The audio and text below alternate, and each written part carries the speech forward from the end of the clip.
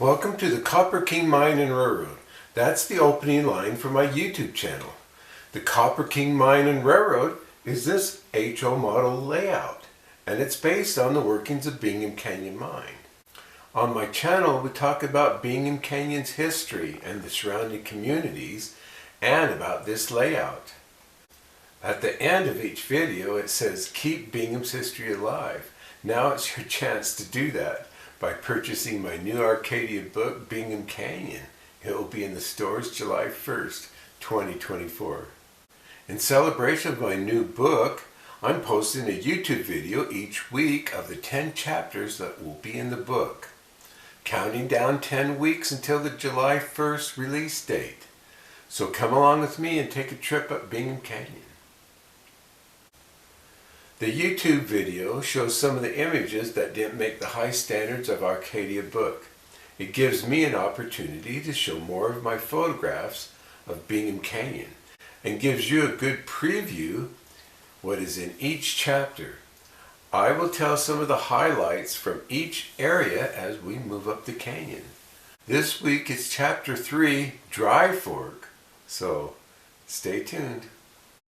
Bingham Canyon, Chapter 3, Dry Fork. Still moving up Bingham Canyon, we come to a large canyon off to the right. This is Dry Fork Canyon. Dry Fork Canyon is where pacer mining took place in Bingham's early history, so hydraulic, panning, and sluicing mining. On the corner of Dry Fork and Bingham Canyon is where Utah Copper will build a big test mill. Daniel Jackling and Robert Gimmel, two young mining engineers, had the idea to mass produce this mountain of low-grade ore using steam shovels and steam trains. They built this test mill to test the feasibility of milling low-grade copper ore to see if it could make a profit. The construction started in 1903. The mill opened April 1904. It was only around until August 1st, 1910, when they built some large mills out to Magna, where there was more water and more room for the tailings. We even have some pictures of the inside of the Copperton Mill. Here's a photograph of Dry Fork Canyon after the Copperton Mill was removed. Far up the canyon is the Dry Fork Bridge, or viaduct. The bridge was built in 1910 until 1911 for the Bingham and Garfield Railroad line.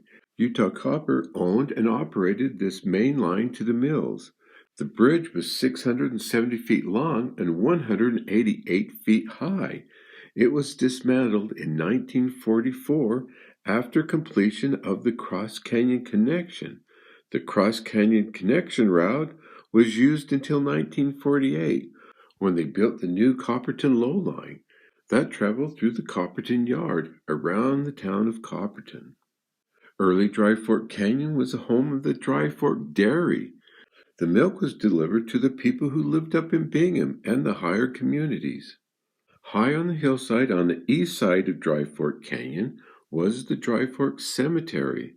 Here's some great photographs taken in 1926 at the Dry Fork Cemetery.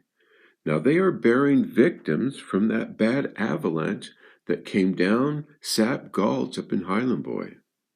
In 1941, a new route to the mills started to be built. It was called the Cross Canyon Connection.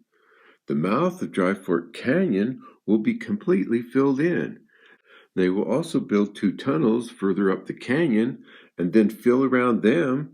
This was to enable trains to cross over Bingham Canyon to meet up with the old Bingham and Garfield Railroad.